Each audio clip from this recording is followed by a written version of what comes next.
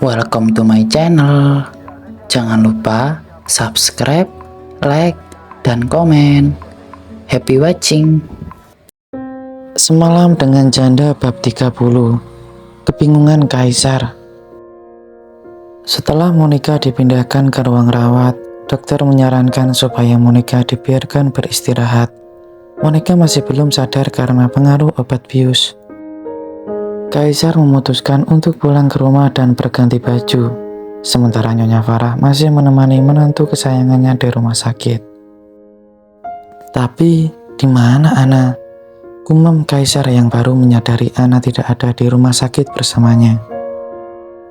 Bukannya dia tadi masih di sini? Astaga, aku nggak sadar kalau dia sudah pulang. Sepertinya aku terlalu termakam amarah.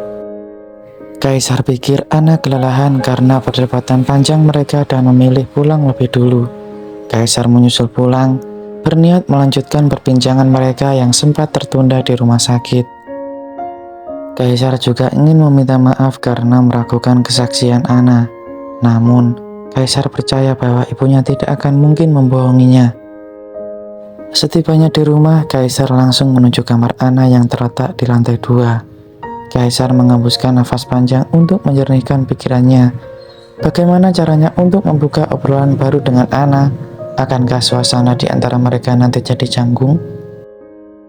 Ana, boleh saya masuk? Tanya Kaisar dari luar pintu. Ia mengetukkan jari tangannya ke pintu sebanyak 3 kali. Tidak ada jawaban. Kaisar merasa Ana benar-benar marah dan kecewa karena reaksinya tadi. Ana, saya ingin bicara. Kamu boleh memarahi saya sepuas hati kamu. Tapi saya masih ingin mendengarkan penjelasan kamu. Saya ingin meminta maaf, ujar Kaisar lagi. Sayangnya, sebanyak apapun Kaisar mengetuk pintu itu, tidak ada sautan maupun tanda-tanda Ana berada di dalam kamar. Jantung Kaisar mulai berdetak kencang. Entah kenapa firasatnya tidak bagus soal ini. Kaisar memejamkan mata sesaat dan mengetuk pintu lebih keras. Kalau begitu saya akan masuk. Saya nggak peduli kamu ingin melihat saya atau tidak. Tapi saya ingin meluruskan kesalahpahaman ini. Dengan tekad kuat, Kaisar meraih kenop pintu dan memutarnya. Kaisar mendorong pintu ke dalam dan masuk dengan wajah kaku. Lagi, Kaisar justru disambut dengan kekosongan. Kaisar menelan ludahnya dengan susah payah. Jantungnya berdebar semakin keras. Ana, kamu di mana? Kenapa kamu gak jawab panggilan saya? Kaisar berkata dengan suara bergetar. Kaisar mulai panik. Ia memanggil-manggil Ana sambil mengecek setiap sudut kamar, dari balkon hingga kamar mandi yang terhubung dengan ruangan itu. Dan Ana tidak ada di mana-mana. Keberadaan istrinya di rumah ini seolah raib. Enggak mungkin Ana pergi dari rumah ini kan? Dengan tangan gemetar, Kaisar mencoba memeriksa lemari yang ternyata seperempat terbuka. Kaisar mukanya lebar-lebar. Wajahnya pucat pasti ketika mendapati semua pakaian dan barang-barang Ana dari lemari hilang. Tidak ada sisa sedikit pun, yang ada hanya tumpukan pakaian yang dibeli Kaisar dan barang-barang mewah sebagai hadiah pernikahan mereka. Sialan, Ana pergi dari rumah ini. Geramnya marah. Hati Kaisar mulai dipenuhi kelautan. Dengan cepat, Kaisar menyambar ponselnya dari satu jas. Kedua tangannya tremor dan berkeringat. Ibu jarinya mengulur layar ponsel untuk mencari nomor Ana di daftar kontaknya.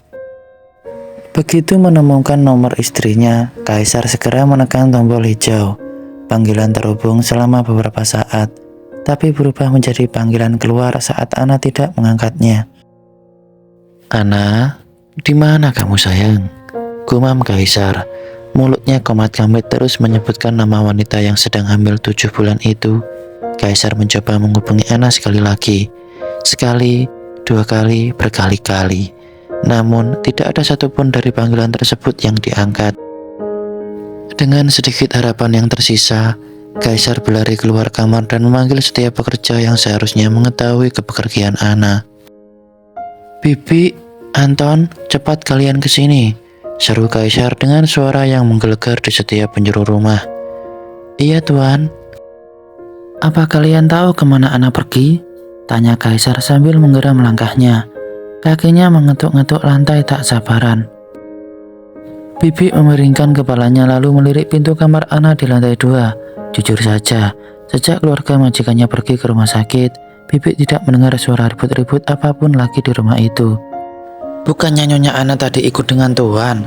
Saya nggak melihat beliau sejak ikut bersama Tuan dan Nyonya Farah ke rumah sakit. Saya hanya membersihkan darah Nyonya Monica lalu ke dapur untuk cuci piring. Ana nggak ada di rumah sakit, di kamarnya juga tidak ada. Saya sudah ngecek lemarinya, hampir semua pakaian dibawa dan barang-barangnya semua hilang, ucap Kaisar panik. Anu Tuan, sebenarnya saya melihat Nyonya Ana. Di mana? Sergah Kaisar dengan mata melotot. Katakan di mana Ana? Kamu tahu kemana dia pergi? Anton meneguk salivannya takut-takut. Tatapan Kaisar benar-benar mengerikan. Saat jam istirahat tadi, saya lihat Nyonya Ana bawa tas besar. Sepertinya tas berisi pakaian. Saya kira Nyonya Ana pulang untuk mengambilkan pakaian ganti Nyonya Monica selama di rumah sakit.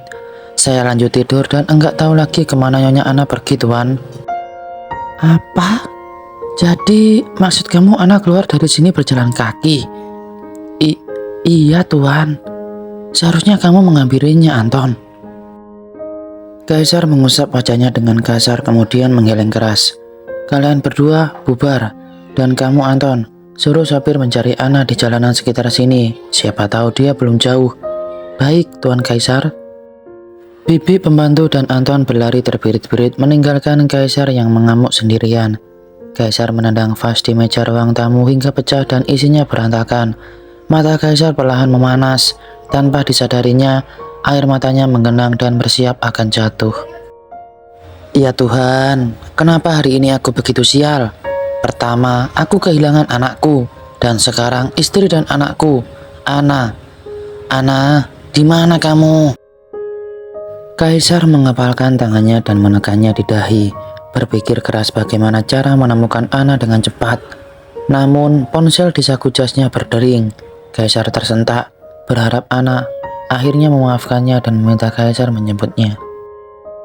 Kaisar mengecek siapa gerangan si penelpon dan hanya menemukan nama Mama di layar ponselnya. Kaisar menghembuskan nafas bergetar, menerima panggilan tersebut dengan wajah masam. Halo Ma, ada apa? Kaisar, Monica baru sadar nak, ucap Nyonya Farah dari seberang telepon. Kaisar tidak bisa merasa lega. Dadanya semakin sesak saja setiap menitnya. Syukurlah kalau begitu. Gimana reaksi Monica, Ma? Monica sempat histeris setelah tahu dia keguguran. Tapi Mama sudah berhasil menenangin dia. Sekarang Monica nyari kamu, Kaisar, ungkap Nyonya Farah yang terdengar lelah. Mama bilang kamu pulang sebentar. Tadi dia terus merengek supaya kamu cepat ke sini. Ma, aku akan ke sana nanti. Ada yang urgen di rumah. Urgen? Nyonya Farah menaikkan setelah alisnya heran. Hal mendesak apa yang membuat Kaisar lebih mementingkan urusan rumah daripada Monica? Jangan-jangan masalah Ana? Ma, Kaisar mengacak-acak rambutnya frustasi. Tidak tahan dengan sikap dingin ibunya kepada Ana. Ana menghilang dari rumah dan Kaisar harus segera mencari Ana. Bagaimana kalau ada sesuatu terjadi ke Ana? Kaisar nggak mau kehilangan anak Kaisar lagi, Ma. Kamu masih peduli sama dia?